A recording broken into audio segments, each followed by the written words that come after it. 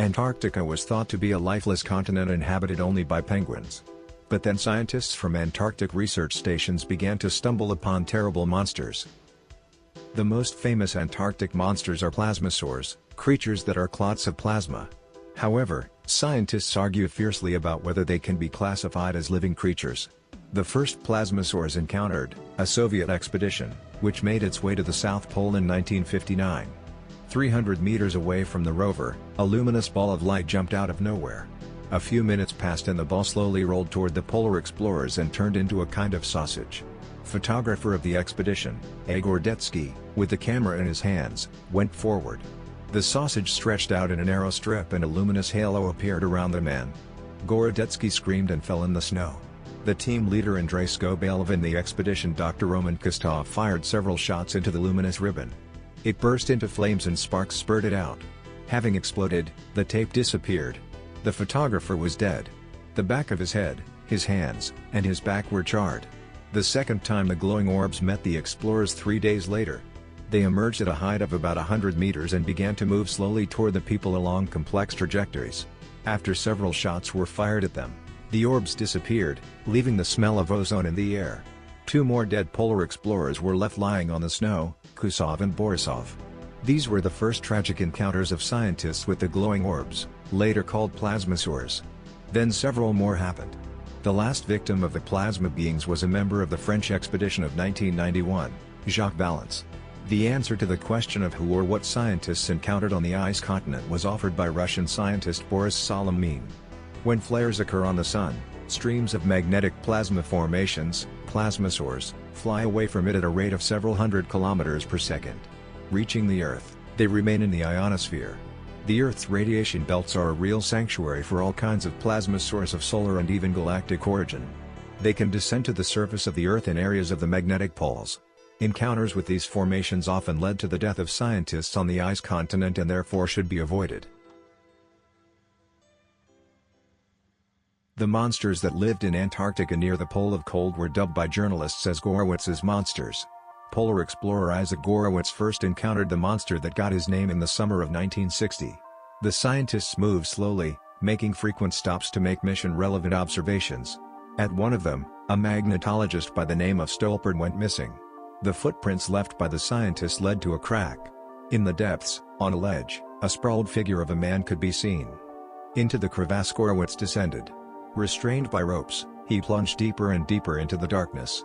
At last he reached the ledge, where he could find only a fur glove and stains of frozen blood. There were distinct footprints, resembling those of a rat, but the size of a wolf.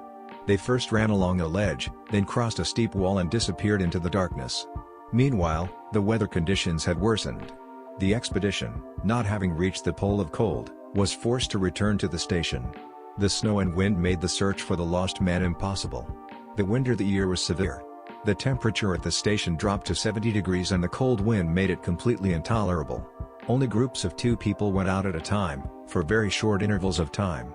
But on July 6, Art Short and Kenneth Miller left and never returned. It was only on the 3rd day, when the wind died down, that the bodies of the missing scientists were found a mile and a half from the station. More precisely, their clothes and flesh. The bones were gone. Something, having killed the men, had devoured only the bones, leaving the rest as a frozen mass. Gorowitz speculated that the dead polar explorers had discovered the unknown creature and, forgetting about caution, moved away from the station. The weather made it impossible for them to return. And then, as they perished from the cold, the unknown creature massacred their bodies. A few weeks passed, and Gorowitz encountered this unknown creature himself. As he was working with a partner in the magnetic pavilion. Suddenly, in the light of the moon, the scientist noticed a huge white nebulous approaching. Firing all the bullets from his pistol, Gorowitz drove the terrible animal away. On the snow he found clots of liquid that for some reason did not solidify in the 70-degree frost. Comparing what he saw with the stories of Russian polar explorers who also encountered similar monsters, Gorowitz suggested that deep in Antarctica live creatures, which he called polar cryons. Their circulatory system is based on an ammonia carbonic fluid. The usual temperature for these creatures is -70 to 100 degrees Celsius. They live mainly in the area of the cold pole. In summer they hide in deep crevices or hibernate, wrapped in a heat-proof cocoon. But in winter, during the polar night, the cryons live an active life. They're afraid of heat, and so they avoid human settlements and humans themselves. As long as they're alive, we're too hot for them. They're not interested in the proteins or fats in a corpse, which are foreign to the body of a polar cryon, but in the bones, a source of minerals. On November 22, 2006, an Argentine biologist, Lieutenant Gomez Tor, made a surprising discovery. He was working at the Almirante Brown Research Base on San Martin Land. Antarctic spring had arrived, but it was still cold, and the lieutenant, who had not recovered from a wind or cold, decided to take a break and sat down by a large boulder that protected him from the wind. Here Gomez saw a lion. His first thought was, it was a hallucination, the result of a long and severe illness. The lion was larger than the African and kept close to the shore. It had a massive torso, strong but short legs, and was covered with thick white fur. The pose of the white lion resembled that of a house cat waiting for a mouse to burrow. Suddenly the lion shuddered with all his body and jumped into the water. Half a minute passed and he came up holding a large seal in his mouth. Once on shore, the lion put the prey in front of him and looked around. Standing, as if in contemplation, the animal picked up the prey and trotted away. All the way back Gomez Tor wondered, should he tell his superiors or not? His superiors might deem him mentally ill and send him home. In the end, the lieutenant decided it was his duty as an officer to report what had happened. He submitted the incident report to Captain Azars, and the latter did not question his subordinate's veracity. It turned out that 2 other people had seen the white creature, but because of the distance they could not identify it as a lion. The captain ordered a search for the lion to be organized, including Gomez and 2 other men who had seen the strange animal. Gomez's camera equipment was set up at the place of the lion's encounter and a part of a cow carcass was placed as bait. The equipment did not fail. On November 26, a pair of white predators, a lion and a lioness, was recorded. The images show them devouring the meat. Commenting on the news of the sensational discovery, the famous cryptozoologist, Professor Ira Samuelson said that it is not impossible that there are relict polar lions on the coast of Antarctica. The feline family are the most advanced predators in nature. They are widespread everywhere, and, contrary to popular belief, the cold is by no means their enemy and pussies are not afraid of water either. Monsters can also be found in the seas adjacent to the ice continent. Sailors often happen to see a sea serpent there. Although they do not like to talk about such encounters, they are already considered to be bad liars. But back in August of 1848, there was an event that led scientists to admit the possibility of the existence of the water monster. The British frigate Daedalus rounded the Cape of Good Hope and encountered a gigantic sea monster. An official report of this astonishing creature, filed by the captain of the ship, McHugh, with the Admiralty, has been preserved. Sir, in compliance with the demand contained in your letter of this day, I report. The report then goes on with a detailed description of the ship's course and listing the names of the sailors and officers who noticed the strange creature. The creature sailed fast and so close to our leeward side that it could be seen with the naked eye. The snake was heading northwest and was sailing at 12 to 15 miles per hour. She was 15 to 16 inches in diameter at the neck area behind the head. The head is undoubtedly of the snake type, but during the 20 minutes that the animal was in sight of the spotting scope, we could not see any other parts of its body below the surface of the water.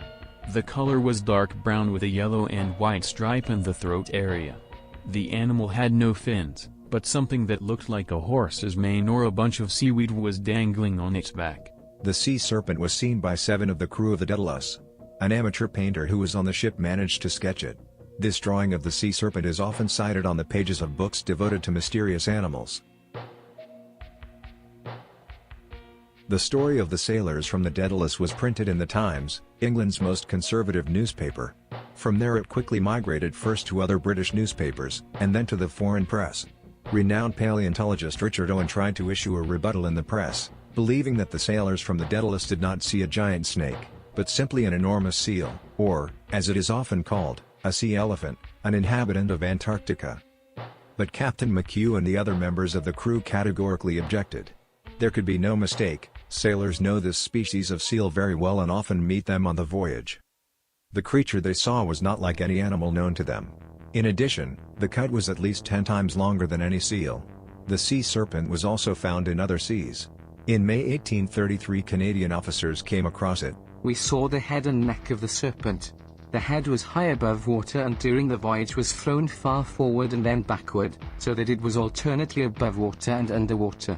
On January 10, 1877, 5 agitated sailors appeared before the magistrate of Liverpool to testify under oath. We noticed 3 large sperm whales, and one of them was twice wrapped around a huge snake. Its head and body, coiled in rings, were 30 feet long. It is likely that the ice continent, which man reached by historical standards almost yesterday, will offer many more surprises. After all, humans have only just begun to explore it.